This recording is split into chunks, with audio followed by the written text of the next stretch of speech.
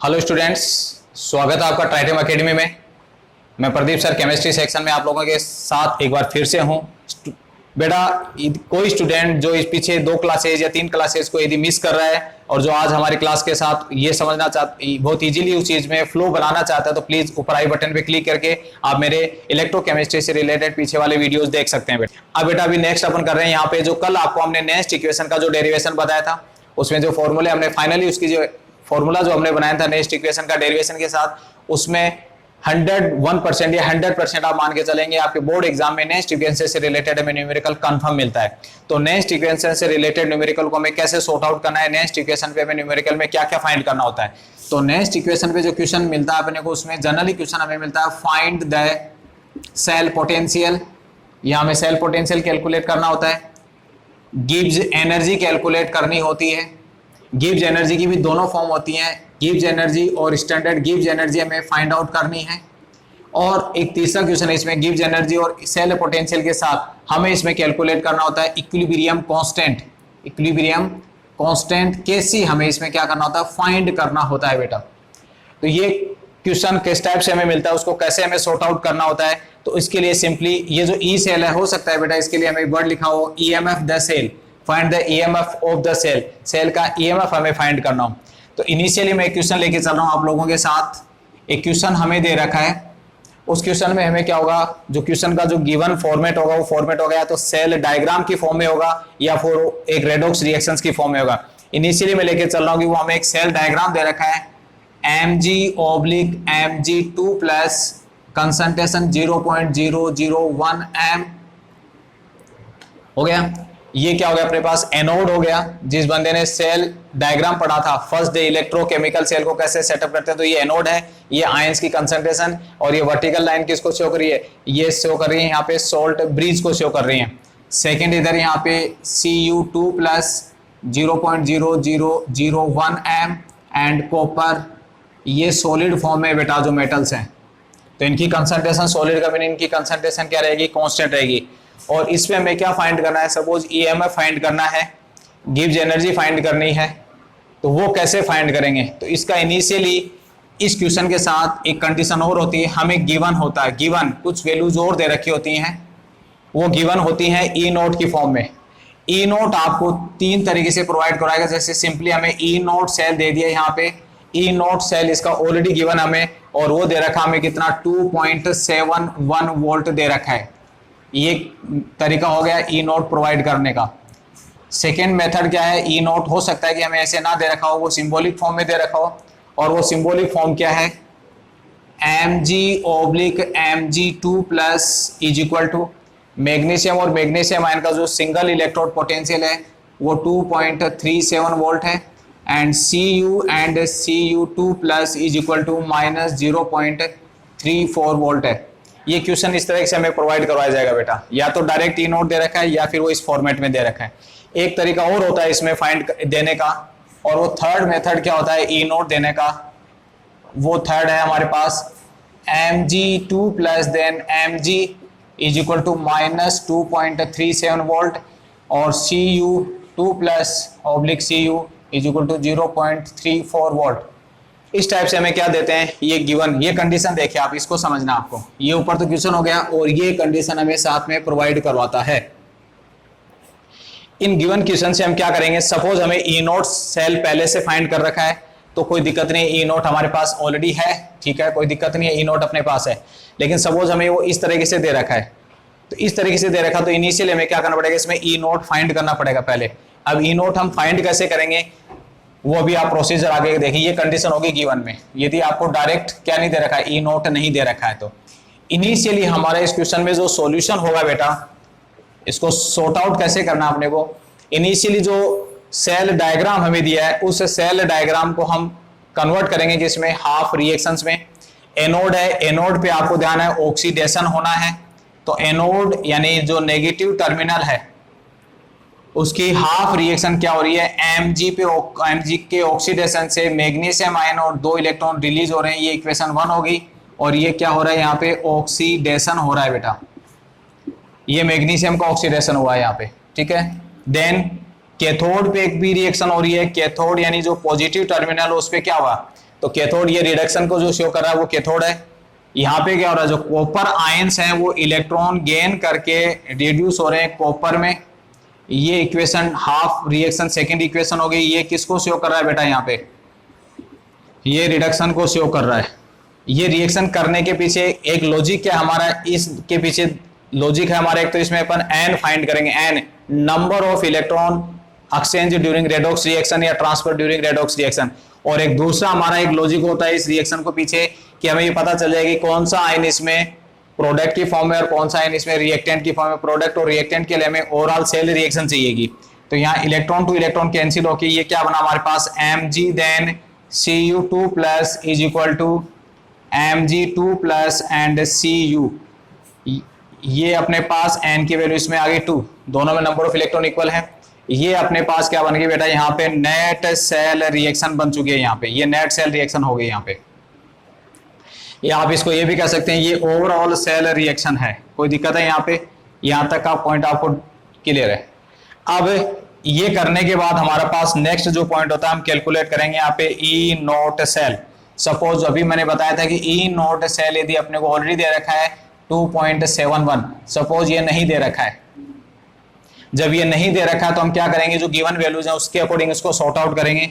Suppose initially ये मानो आपको ये मेथड दे रखा है, आगे वाला नहीं दे रखा है, ये बीच के तरीके से दे रखा है। तो ई नोट सेल फाइंड करने का एक मेथड आपको बताया था कि सेल पोटेंशियल कैसे फाइंड करते हैं। तो ई नोट राइट इलेक्ट्रोड माइनस ई नोट लेफ्ट इलेक्ट्रोड होता है। राइट में से, राइट मतलब कैथोड में से क्या करना है, एनोड की वैल्यू को क्या करना होता है, हमें माइनस करना होता है। ठीक है बेटा, सपोज आपको वैल्यूज इस फॉर्म में दे रखी है। अब राइट इलेक्ट्रोड कौन सा है, कॉपर है, तो कॉपर की वैल्यू क्या है वो हमें देखनी है यहाँ पे। एक बार ये नहीं है अभी आपके पास, ये बीच वाले वैल्यू को देखना आपको। अब आप देखो ये वैल्यू आपको क्या दे रखी है, दोनों में डिफरेंस बता रहा हूं अभी आपको। ये ऑक्सीडेशन पोटेंशियल की फॉर्म में है या रिडक्शन पोटेंशियल की फॉर्म में। आप इसे पीछे वाली क्लास देखिए आप बेटा, आपको ये मैंने बहुत अच्छे से बताया था। सिंगल इलेक्ट्रोड पोटेंशियल दो टाइप के होते हैं, ऑक्सीडेशन और रिडक्शन पोटेंशियल। दोनों की न्यूमेरिक वैल्यू सेम होती है बट उनके साइन क्या होते हैं, डिफरेंट होते हैं। अब गिवन वैल्यूज कैसे हैं, वो ऑक्सीडेशन पोटेंशियल की फॉर्म में तो उनके साइन चेंज हो जाएंगे, वो ऑक्सीडेशन पोटेंशियल की फॉर्म में तो साइन चेंज हो जाएंगे, और वो रिडक्शन पोटेंशियल की फॉर्म में तो उनके साइन चेंज नहीं होंगे। तो आप इसको तो ये देखिए, इसको क्या समझिए, ये लेफ्ट टू राइट समझना आपको। ये मैग्नीशियम से मैग्नीशियम आयन का कन्वर्जन बता रहा है बेटा। तो मैग्नीशियम से मैग्नीशियम आयन का जो कन्वर्जन है वो क्या शो कर रहा है, ऑक्सीडेशन को शो कर रहा है या रिडक्शन को शो कर रहा है, बताइए। ये लॉस ऑफ इलेक्ट्रॉन को ही तो बता रहा है। लॉस ऑफ इलेक्ट्रॉन का मतलब ये क्या हो गया, ऑक्सीडेशन को शो कर रहा है। क्लियर है। तो ये जो 2.37 वोल्ट दे रखा है वो मैग्नीशियम का ऑक्सीडेशन पोटेंशियल है। सिमिलरली यहाँ कॉपर को देखिए आप, कॉपर से कॉपर आयन कन्वर्ट हो रहा है, ये भी क्या बता रहा है, लॉस ऑफ इलेक्ट्रॉन, ऑक्सीडेशन को शो कर रहा है। तो ये भी क्या हो गया, कॉपर का ऑक्सीडेशन पोटेंशियल हो गया। और हमें यूज किसको करना होता है, रिडक्शन पोटेंशियल को यूज करना होता है। तो ये ऑक्सीडेशन पोटेंशियल दे रखा है, तो इसको रिडक्शन पोटेंशियल में कैसे बनाएंगे। आप ये मान के चलो ये आपको नहीं दे रखा है, आप ये मान के चलो ये नेक्स्ट वैल्यू आपको नहीं दी है और ना ये आपको दिया है, तो इसको आप पढ़ेंगे कैसे, इसको समझेंगे कैसे, वैल्यूज कैसे कन्वर्ट करेंगे वो बताना चाह रहा हूं आपको। तो आप समझ गए शायद ये ऑक्सीडेशन पोटेंशियल है, कैसे है वो समझ गए। लेफ्ट टू राइट इसको एज ए रिएक्टेंट और प्रोडक्ट आप कंसीडर करते हुए समझिए इसको। अब ये जब ऑक्सीडेशन पोटेंशियल है और हमें रिक्वायर्ड होता है किसका, रिडक्शन पोटेंशियल का, तो ऑक्सीडेशन पोटेंशियल और रिडक्शन पोटेंशियल की वैल्यूज सेम होती है, केवल उनके साइन डिफरेंट होते हैं। तो कॉपर यहाँ पे यूज किसको करना है, कैथोड मतलब कॉपर को ही तो यूज करना है। कैथोड मतलब कॉपर, कॉपर की वैल्यू है -0.34, वो साइन चेंज करके लिखेंगे यहाँ पे 0.34। क्लियर है।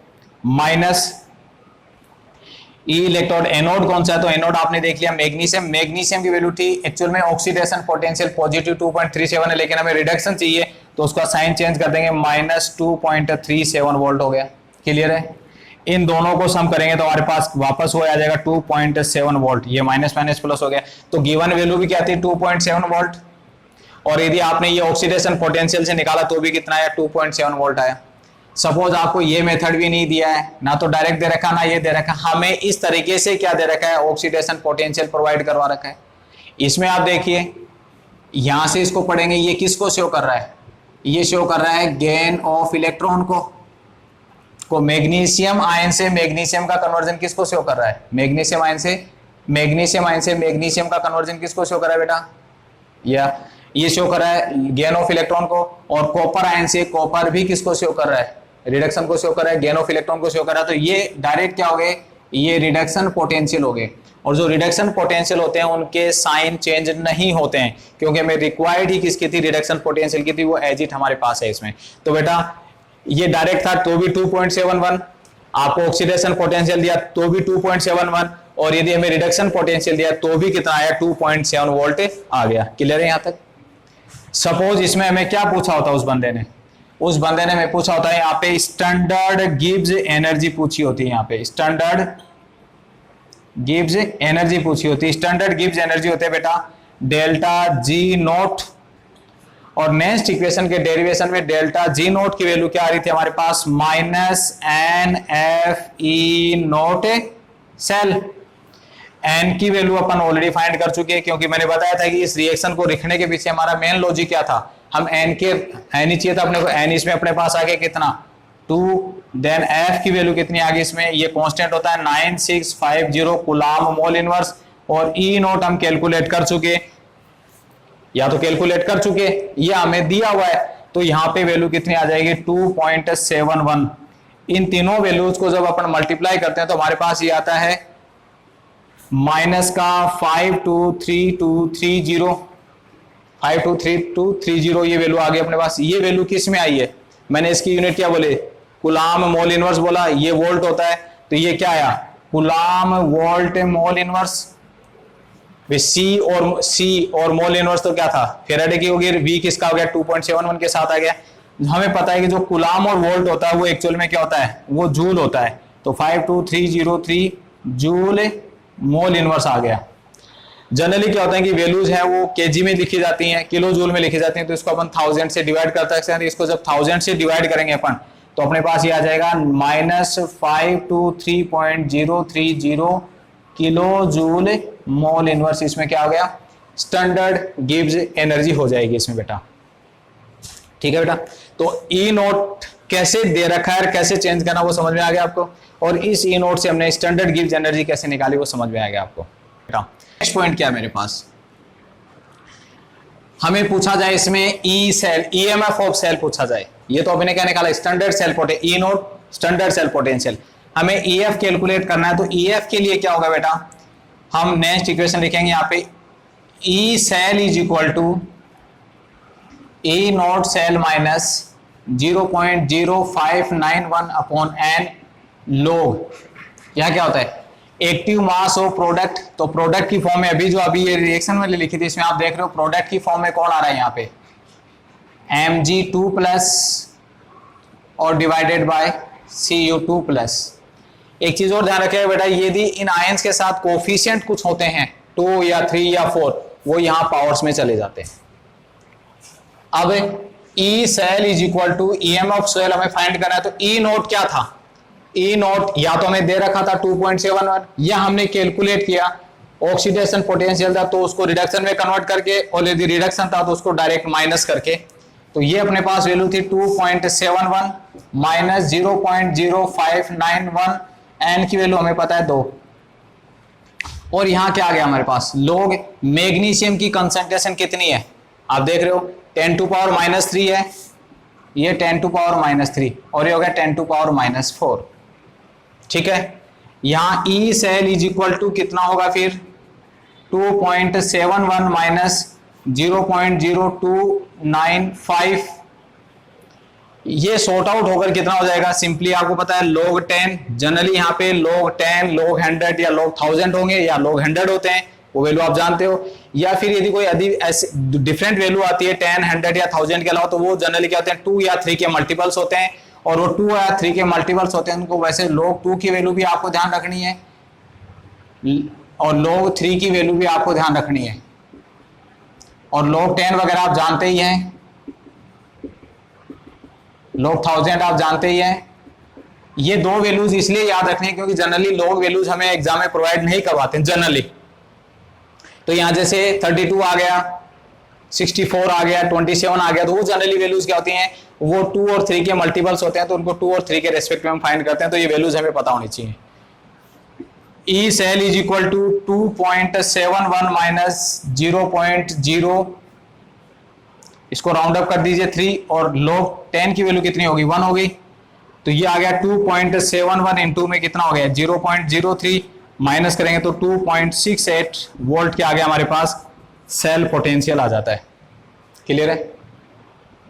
तो क्या निकाला, ई सेल या तो दे रखा था तो उससे ई नोट सेल दे रखा था तो उससे हमने गिव्स एनर्जी डायरेक्ट निकाली, या फिर ई नोट हमें पहले निकालना पड़ेगा, उसके बाद ईएमएफ पे आएंगे। अब सपोज इसमें गिव्स एनर्जी पूछे होते हैं हमें, सिंपल गिव्स एनर्जी, वही formula delta G is equal to minus NFE cell हो गया। अभी तो क्या था डेल्टा जी नोट, तो वो ई नोट आ रहा था, अभी सिंपल गिव्स एनर्जी है तो ईएमएफ आ जाएगा -2 इंटू 9650 इंटू 2.68। इन तीनों को भी जब अपन मल्टीप्लाई कर लेते हैं तो अपने पास ये आ जाएगा -51724, किसमें आए सीवी मोल इनवर्स, सीवी का मैंने क्या बताया जूल मोल इनवर्स, और इसको 1000 से डिवाइड कर देते हैं 517.240, तो ये क्या आ जाएगा किलो जूल मोल इनवर्स में इसका आंसर आ जाएगा अपने पास। क्लियर है? अब थर्ड क्वेश्चन इसमें क्या बचा, ई नोट समझ में आ गया, ई समझ में आ गया, डेल्टा जी और जी नोट। अब हमें इसमें पूछा जाता है जब हमें इसमें वैल्यू जब अपन रखेंगे इसमें ई नोट वही कंडीशन या तो ऑलरेडी गिवन था या हमने फाइंड किया 2.0591 एन अभी हमने कैलकुलेट किया था इनिशियली, वो वैल्यूज वही रहेंगी। अच्छा ये ध्यान रखिएगा तीनों कंडीशन एक साथ नहीं आती हैं, या तो केवल किसी गिवन क्वेश्चन में या तो केसी पूछेगा या ई सेल ही पूछेगा या फिर गिव्स एनर्जी पूछेगा, तीनों में से एक कंडीशन होती है, क्योंकि पूरा क्वेश्चन यदि एक साथ आता तो काफी बड़ा हो जाता है। ये हो गया हमारे पास log केसी, ये हो गया 2.71 और 0.0295 log केसी। क्लियर है? अब इसको हम सॉर्ट आउट करें तो कितना आ रहा है, राउंड अप करने पे 2.73 0.03 log केसी, और log केसी का आंसर हमारे वैल्यू क्या आ गई 2.71 divided by 0.03, then log KC is equal to, इसको सॉर्ट आउट करेंगे तो अपने पास इसमें आ रहा है 90.33 इसके आंसर आ रहा है इसका, ये log केसी की वैल्यू आ रही है, बट हमें तो केसी फाइंड करना है, तो केसी कैसे फाइंड होगा, केसी के लिए इसमें क्या करना होगा, फिर इसका एंटी लॉग लेना है, take anti log in both side, then KC is equal to anti log 90.33। अब एंटी लॉग आपको पढ़ना आना चाहिए, 9th क्लास में 11th में आपने मैथ्स में आपने पढ़ा एंटी लॉग कैसे कैलकुलेट किया जाता है। एंटी लॉग की टेबल में हम क्या करेंगे, ये वाली value in front of 0.33 below 0, क्योंकि इसमें नेक्स्ट वैल्यू 0 है, इसके नीचे अपन एक वैल्यू देखते हैं, एंटी लॉग की जो टेबल होती है उस एंटी लॉग की टेबल में एक वैल्यू देखेंगे, वो वैल्यू अपने पास आ रही है इसमें 2138 आ रहा है, तो एक्चुअली में इसका एंटी लॉग करने पे 2138 आएगा, बट ये जो 90 इसमें जो नॉन टेबुलर वैल्यू उसके अकॉर्डिंग इसमें क्या होगा, पॉइंट लग के 10⁻90 हो जाता है। ये केसी पूछा जाए, अब इनिशियली इसमें क्या करना है अपने को, उस पहले वाले एग्जांपल में क्या था सेल डायग्राम था, तो मैंने रिएक्शन बनाया, इसमें रिएक्शन है तो इसे हम सेल डायग्राम बनाएंगे। देखो इनिशियली आप समझ पा रहे हो इसमें ऑक्सीडेशन किसका हो रहा है, क्रोमियम ऑक्सीडाइज हो रहा है, तो क्रोमियम ऑक्सीडाइज हो रहा है, Cr कन्वर्ट हुआ किसमें Cr+3 में। क्लियर है? इलेक्ट्रॉन रिलीज किया उसने 3 इलेक्ट्रॉन, ये क्या हो गया ऑक्सीडेशन हो गया, रिएक्शन कौन सा टर्मिनल हो गया, एनोड हो गया, नेगेटिव टर्मिनल, कैथोड, ये आप देख रहे हो इसका कैडमियम का क्या हो रहा है, रिडक्शन हो रहा है, पॉजिटिव टर्मिनल है Cd2+, 2 इलेक्ट्रॉन गेन करके किसमें कन्वर्ट हो रहा है, Cd में, ये रिडक्शन हो रहा है। ठीक है, इन दोनों रिएक्शन को जब अपन ऐड करते हैं, ऐड करने पर क्या आएगा, Cr+ Cd2+ then is equal to Cr+3+ Cd।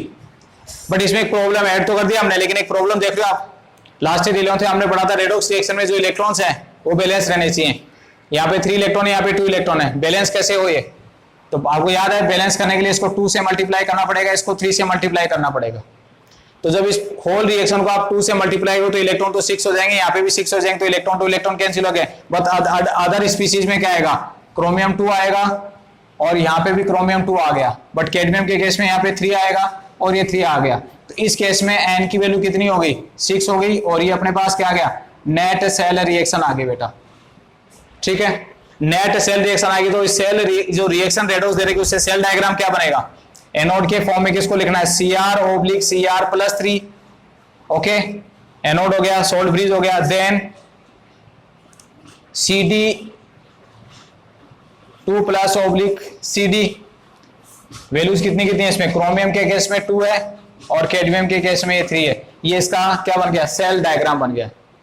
अब फाइंड क्या करना है, आगे का प्रोसीजर आपको पता ही है। ई नोट कैसे कैलकुलेट करेंगे, E naught cell is equal to E right electrode minus E left electrode.